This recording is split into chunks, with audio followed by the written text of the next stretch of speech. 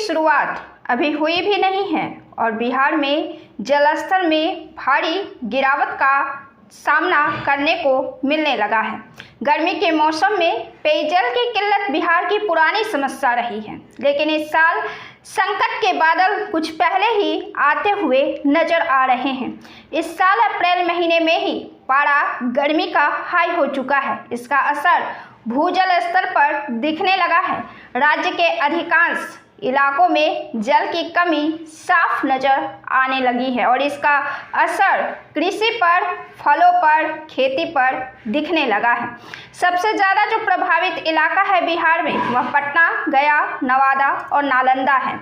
इसका जो ग्रामीण भाग है वहाँ पानी की किल्लत से कृषि पर प्रभाव नकारात्मक पड़ने लगा है। फसलें खराब हो रही है, फलों पर असर पड़ रहा है, आम के टिकोले गिर रहे हैं और लीची के मंजर झड़ रहे हैं। जानकारी के मुताबिक पटना के ग्रामीण क्षेत्रों में भूजल का स्तर 32 से 39 फीट तक पहुंच चुका है। गया के इमामगंज, डुमरिया और बांके बाजार के कुछ गांवों में भी जल स्तर 80 फीट के आसपास तक आ गया है। अधिकतर चापाकलों से पानी निकलना बंद हो गया है। पानी की किल्लत से आमजनों को काफ़ी कठिनाई का सामना करना पड़ रहा है। भोजपुर में भी करीब 2 माह में भूजल स्तर में काफ़ी तेज़ी से गिरावट देखने को मिली है और 6 इंच तक यह नीचे गिरा है। नदी से ताल तलैया और आहार पोखर तक में पानी कम होने लगा है।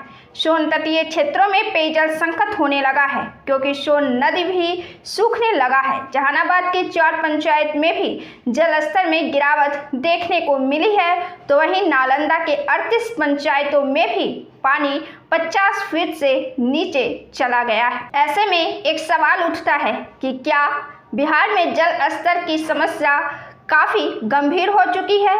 क्या जलस्तर की कमी से हाहाकार मच सकता है बिहार में? 2025 में जल स्तर की क्या स्थिति है, इस रिपोर्ट में आगे बताया गया है। दरअसल बिहार में 2025 में प्रति व्यक्ति जल की उपलब्धता मात्र 635 घन मीटर रह जाएगी, यानी कि अगले 25 वर्ष में जल उपलब्धता करीब 37% कम हो जाएगी। अभी साल 2025 में बिहार में प्रति व्यक्ति जल की उपलब्धता 1006 घन मीटर है। IIT पटना के अध्ययन से यह रिपोर्ट सामने आई है। इस रिपोर्ट के आधार पर जल संसाधन मंत्री विजय कुमार चौधरी ने अभी हाल ही में विधानसभा में यह कहा कि बिहार जल संकट के दरवाजे पर खड़ा है। मंत्री ने सदन में जल संसाधन विभाग का 7,451.1499 करोड़ का बजट पेश किया है। उन्होंने जल की उपलब्धता को लेकर कहा कि 5000 घन मीटर से अधिक थी आज़ादी के समय, लेकिन 100 वर्षों में बिहार में जल की उपलब्धता में लगभग 90% की कमी आ जाएगी। जल की उपलब्धता में लगातार कमी खतरनाक संकेत दे रहे हैं। हालांकि उन्होंने यह भी कहा कि जल जीवन हरियाली के कारण बिहार ने जल संकट को दूर करने में जुटा हुआ है। इसके सकारात्मक परिणाम भी सामने आ रहे हैं।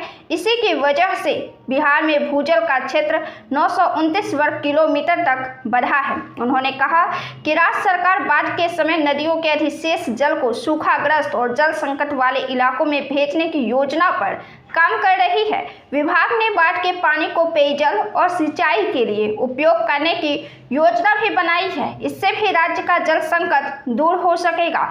इतना ही नहीं, नदियों के पानी की बर्बादी भी रुकेगी। बाढ़ के समय नदियों का पानी बंगाल की खाड़ी में जाकर व्यर्थ हो जाता है।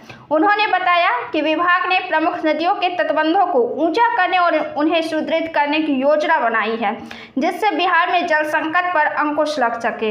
इसके लिए केंद्र सरकार से मदद की भी गुहार लगाई गई है। केंद्र सरकार ने सहयोग का आश्वासन भी दिया है। बीते साल बिहार में रिकॉर्ड बाढ़ आई थी। सभी प्रमुख नदियों ने जलस्तर का रिकॉर्ड बना दिया था।